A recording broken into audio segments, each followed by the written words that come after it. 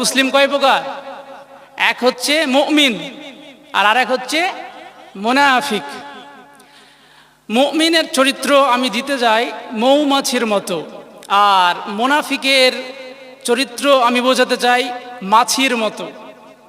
বুঝতে পারলেন? মুমিন যিনি হবেন তিনার চরিত্র আমি ধারণা করি মৌমাছির মতো, কারণ মৌমাছি সুঘ্রাণ ফুলে বসে এবং মৌচাকে বসে, মধুর স্বাদ বুঝে, এটা হচ্ছে মুমিন। আর মাছি যেগুলো ও মিষ্টির দোকানেও বসে আবার টয়লেটেও বসে, ঠিক কি না? জোরে বলেন। মাছি ও টয়লেটেও বসে, আবার সময় পেলেও মিষ্টির দোকানেও বসে, এটা হচ্ছে মাছি, এটাকে মুনাফিক। আর মৌমাছি যে হবে সুঘ্রাণ ফুল আর ওর মৌচাক ছাড়া কোথাও বসে।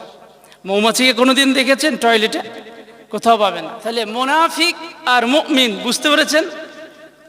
মুনাফিক হচ্ছে মাছির মতো আর মুমিন হচ্ছে মৌমাছির মতো, বোঝা গেল? তাহলে আমি যেটা বলছিলাম যে বিশ্বনবী হযরত মুহাম্মদ সাল্লাল্লাহু আলাইহি সাল্লাম বুখারী শরীফের 33 এবং 34 নম্বর হাদিসে বলছেন আয়াতুল মুনাফিক, এক জায়গায় বলছে সালাসুন, একবার বলছে আরবাউন। সালাসুন মানে তিনটি চিহ্ন, আর আরবাউন মানে 4। বুঝতে পারলেন? চারটি চিহ্ন হচ্ছে মুনাফিক। প্রথমে বলছে কি? ওয়াইদা হাদ্দাসা, মুনাফিকের 1 নম্বর আলামত। আপনাদের সঙ্গে মিলে গেলে আবার রাগটাগ করবেন নাকি? মুনাফিকের যদি আবার আপনাদের সাথে মিলে যায় আবার মারবেন নাকি আবার ধরে ধরে? হ্যাঁ ঠিক আছে, না বলিল ভালো আবার তো না, ঠিক আছে। তাহলে আপনাদের সঙ্গে মিলে নিলে আবার রাগ করেন না, মিলে গেলে ভেবে নেবেন যে এটা আমাকে সংশোধন করতে হবে, তাই কি না? বিশ্বনবীর হাদিসের সঙ্গে যদি আমি মিলে যাই তাহলে কি করতে হবে? আমাকে সংশোধন করতে হবে। তাহলে ভেবে চিন্তে ব্রেনে গেঁথে নেবেন যে এটা আমার ভিতরে আছে কিনা। আমি যে আলামতগুলো বলবো এটা যদি আপনার ভিতরে বা আপনার চরিত্রের ভিতরে পাওয়া যায় তাহলে ভাববেন যে আপনি ওই কাতারে চলে গিয়েছেন। তার মানে আপনাকে সঠিক কাতারে ফিরে আসতে হবে। মাছির কাতারে আমরা যাব না, মৌমাছির কাতারে যাবো, বলি ঠিক কিনা?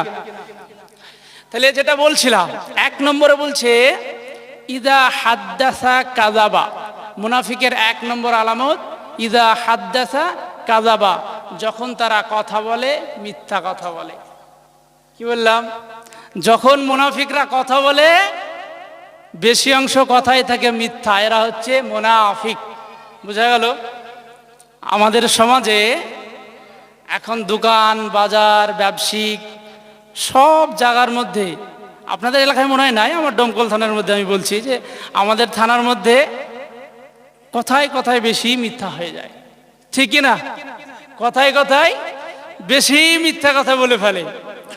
ওর জন্য বিশ্বনবী হযরত মুহাম্মদ সাল্লাল্লাহু আলাইহি সাল্লাম বুখারী শরীফের 34 নম্বর হাদিসে বলছেন মুনাফিকের 1 নম্বর আলামত হচ্ছে ইদা হাদ্দাসা কাযাবা, যখন তারা কথা বলে মিথ্যা কথা বলে। যখন তারা কথা বলে মিথ্যা কথা বলে, মুনাফিক। 2 নম্বর বলছেন ওয়াইদা ওয়াদা আখলাফা, যখন তারা ওয়াদা করে ওয়াদা ভঙ্গ করে। যখন তারা ওয়াদা করে, মুনাফিকের 2 নম্বর আলামত কি? যখন তারা ওয়াদা করে কি করে? ওয়াদা ভঙ্গ করে।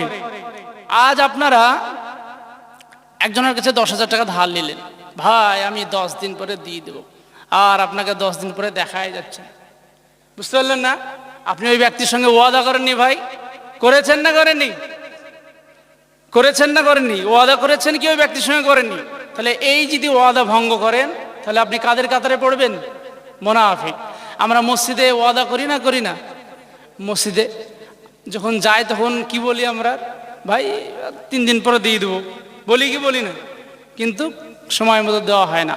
তাহলে ওয়াইদা ওয়াদা আখলাফা, মুনাফিকের 2 নম্বর আলামত হচ্ছে কি বলেন? যখন তারা ওয়াদা করে ওয়াদা ভঙ্গ করে। এটা মুমিনের কাজ না, এটা মুনাফিকের কাজ। 3 নম্বর বলছেন ওয়াইদা তুমিনা খাফা খানা, ওয়াইদা তুমিনা খানা, যখন তাদের কাছে আমানত রাখা হয় তারা আমানতের খেয়ানত করে। বুঝতে পারেননি? যখন তাদের কাছে আমানত রাখা হয় তারা কি করে? আমানতের খেয়ানত করে। মনে করেন একজন গরিব মানুষ আপনাকে বিশ্বাস করে 10,000 টাকা আপনার কাছে রেখেছে আমানত সহ, এটাকে বলা হয় আমানত, আপনার কাছে রেখেছে। এবার ওই ব্যক্তির, গরিব মানুষের টাকাটার প্রয়োজন, গিয়েছে, ভাই তোমার কাছে 10,000 টাকা দিয়েছিলাম, ওই 10,000 টাকা আমার প্রয়োজন, আমি এখন দিতে পারবো না, তোর টাকা আমি এখন দিতে পারবো না, আমি সময় মতো। আছে না নাই সমাজে?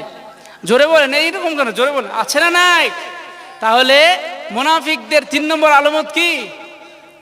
ওয়াইদা তুমিনা খানা, যখন মুনাফিকদের কাছে আমানত রাখা হয় তখন তারা আমানতের খেয়ানত করে। 4 নম্বর আলামত বলছে ওয়াইদা খাসামা ফাজারা, যখন মুনাফিকরা ঝগড়ায় লিপ্ত হয় তখন গালিগালাজ করে। সমাজে মনে হয় এটা নাই? আছে নাকি? ঝগড়া হলে গালি বাড়ায় নাকি আমাদের মুখ দিয়ে? আমাদের মা বোনদের বেশি বাড়ায়, ঠিক কিনা? মা বোনদের একটু হলেই ব্যাস আর বলতে না, একেবারে ব্যাস তার দেখি ঝাঁটামাটা লিয়েই দেখছি, তাই কিনা? তাহলে মুনাফিকদের 4 নম্বর আলামত কি? যখন তারা ঝগড়ায় লিপ্ত হয় গালিগালাজ করে। এটা হচ্ছে মুনাফিকের 4 নম্বর আলামত। তাহলে 1ম নম্বর কি বলেছি মুনাফিকের আলামত? ওয়াইদা কাযাবা হাদ্দাসা, যখন তারা কথা বলে কি বলে? মিথ্যা কথা বলে। 2 নম্বর কি বলেছি বলেন তো? ওয়াইদা মাশাআল্লাহ ওয়াইদা ওয়াদা আখলাফা, যখন তারা ওয়াদা করে ওয়াদা ভঙ্গ করে।